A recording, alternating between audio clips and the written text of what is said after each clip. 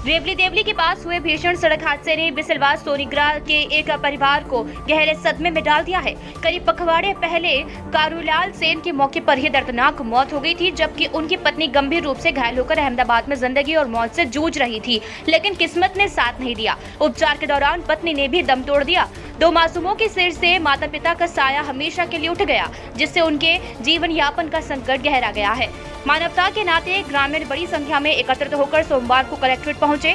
SDM Sanjeev Sahu के समक्ष उन्होंने बच्चों की स्थिति को बेहद दुखद बताते हुए मदद की मांग की। ग्रामीणों ने बताया कि हादसे के बाद दोनों बच्चों का भविष्य अंधकार में है। उनमें से एक बच्चा पशु चिकित्सालय में अस्थायी रूप से काम कर रहा है, उसे स्थायी नौकरी दी जाए। दोनों बच्चों की पढ़ाई और जीवन यापन के लिए आर्थिक सहायता प्रदान की जाए।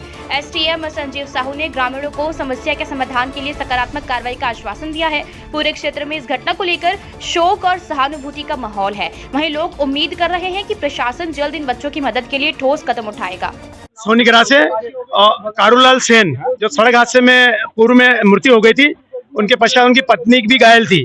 वो अहमदाबाद उपचार करा रहे थे उसका, और उपचार के दौरान 15 से 20 दिन एडमिट होने के बाद उनके कुल्ले में ऑपरेशन हुआ, रीढ़ की हड्डी में ऑपरेशन हुआ, लीवर में ऑपरेशन हुआ। उसके पश्चात उनकी मृत्यु हो गई।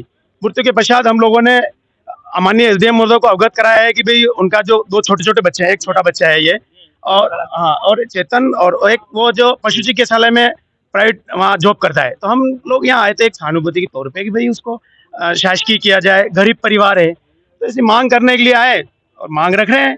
मांग होने के पश्चात कुछ अधिकारी अंदर आने के लिए थोड़ा ये बोल रहे थे, हो गया बातचीत, हमने ज्ञापन दे दिया है। ये सिर्फ समाज का विषय नहीं है, ये मानवता का विषय है। कोई हमने मांग रखी है कि भाई जो वहाँ पशु चिकित्सालय में जो बालक अध्ययन कर रहा है उसको सरकारी नौकरी दी जाए, उसको स्थायी किया जाए, और छोटा बच्चा है ये, इसकी आर्थिक सहायता जाए। पढ़ाई के और भरण पोषण की सारी जिम्मेदारी प्रशासन की ओर से होनी चाहिए। कोई नहीं, दोनों बच्चे हैं, उनके परिवार में कोई नहीं है। माता पिता का छाया उठ गया है। ऐसी स्थिति में अगर चमकाओगे धमकाओगे तो ये तो गलत है रहे भैया। हालांकि एसडीएम महोदय से वापस चर्चा हो गई, उन्होंने कहा कोई दिक्कत नहीं, लेकिन आर्थिक सहायता के लिए हम लोग आए थे। हमने संस्था से बात रखी। हमने, मेरा रमेश धनकर, मैं परिवार उनके पड़ोसी हूँ, और मानवता के लिए सब लोग आए हैं यहाँ, सभी समाज के वर्ग के लोग आए हैं। ये मानवता की बात है, कोई किसी एक व्यक्ति की बात नहीं है।